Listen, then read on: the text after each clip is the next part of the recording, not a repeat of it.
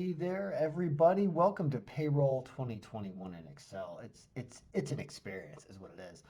Uh, I'm going to talk about North Carolina today, specifically, but I'm also going to start to move these videos in a direction that makes them more watchable and enjoyable, even if you're not interested in the state that I'm going over, but you're interested in the payroll application or using this for your business or understanding what's going on here. If you run a small business and you want to organize your employees' information into one place, this is the coolest thing ever. It's just getting better. And so I want to talk about some things that can kind of showcase that a little bit as we also go over North Carolina state rates.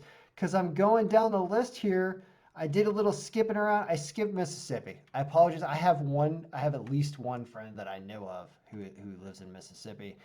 And I apologize for skipping over your state, but I saw like a bunch of filing statuses and rates, and I was like, I kind of put it on hold. I don't have any clients in Mississippi right now. So anyway, I'll get back to it though. I will not forget about you, Mississippi, or North Dakota, which we're going to next. But we're doing North Carolina right now because we should have been done with this already. It's already now the 2nd of January, and that is unacceptable. I was supposed to be done with all this, but there's a reason why we can't be, which I'll get into in a little bit. So, North Carolina.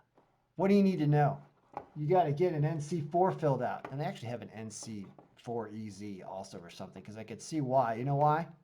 Every state has their own version of the W4 usually, almost every state that has state tax.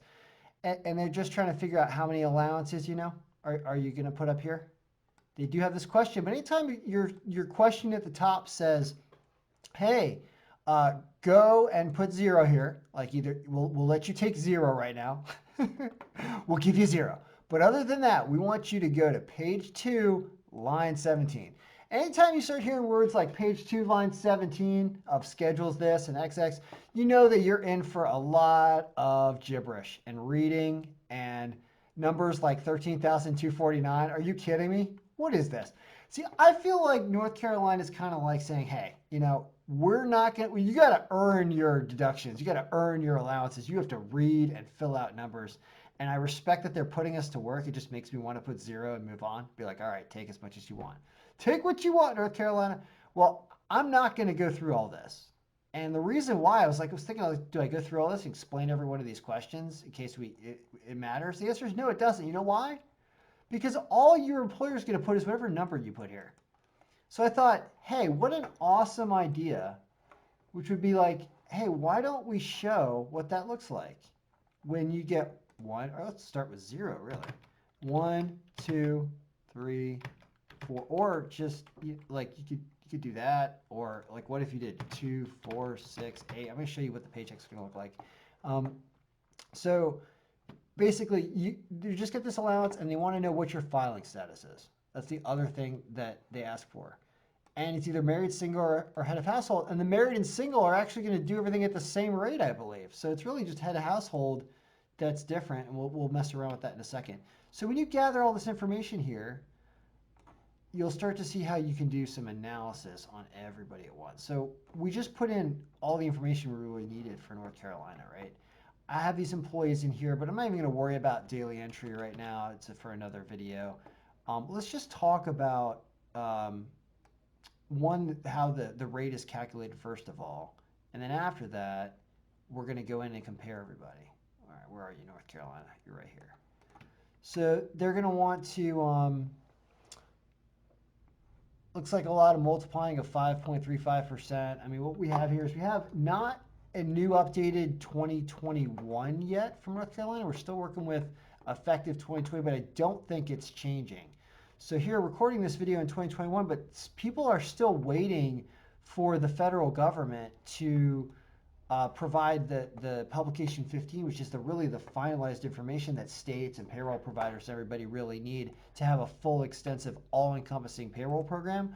So there's a lot of this like just sitting in 2020, like withhold at 2020 rates, even though it's going to be the first pay period of 2021.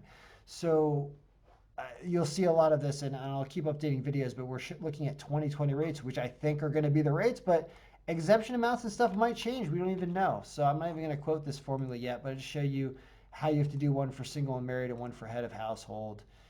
And that then works, and you get a pay stub. And what's cool about this, and what I wanted to show you, was you're looking at kind of all the employees right here, and I could show you like every employee and the amount of state tax withheld, I should say, based on the wages, right?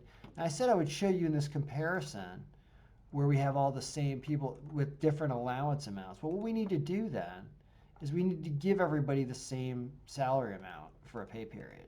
So what I'm doing is showing how you can filter things out. And for the very first pay period of the year, in this case, it's the ninth, we're going to give everybody the same amount of wages and the same situation, except let's not do any of this. Let's give everybody $2,000 a week. Good for them, right? Everybody gets $2,000 a week. Well, what happens to their state tax withholding? And Kurt Russell must have 2 pay periods in there, but everybody else, yeah, Kurt Russell has this. Let's get rid of that. Now you'd see if everybody was, that's just one paycheck for everybody. You can see the different withholding amounts, and they drop by apparently $5 each time to $6 in the last one. So every one of those additional allowances, if you made $2,000 a week, would result in $5 more or less tax withheld by North Carolina.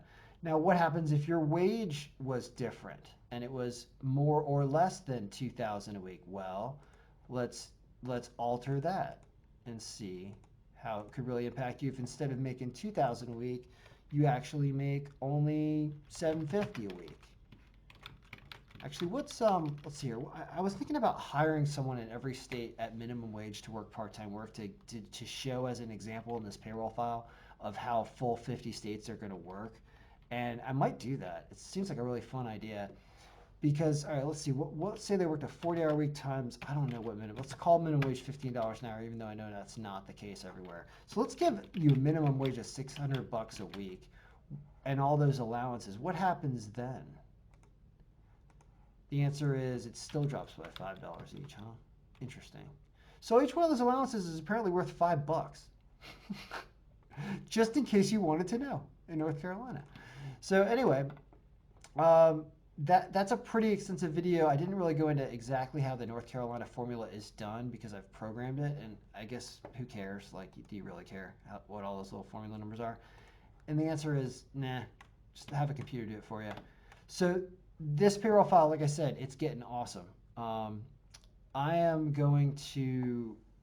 have an idea of what 2021 final rates and deduction amounts are. I've done enough research on top of what's been released to have a pretty good guess. I just can't release it to everybody until I'm sure, though, so until they really release the document, because there are certain things which are important, like a lot of the different types of taxable or non-taxable deductions and withholdings. This stuff changes. There are laws that get passed all the time, and there's a grid that kind of looks like this over here about different types of income and like what it is and whether it's exempt or taxable for certain types of things.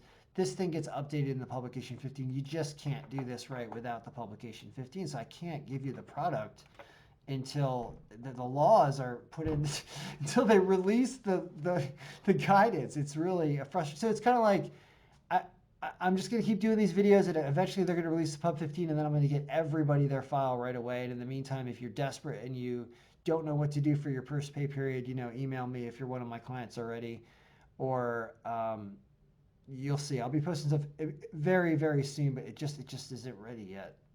I know. How long is it going to be? I don't know yet. Wait till maybe I'll answer that question in the next state's video, which is probably going to be New Jersey. I think it's coming. All right. Good luck, everybody. Payroll should be easy, and if the government would ever give us guidance, then maybe we can make it so.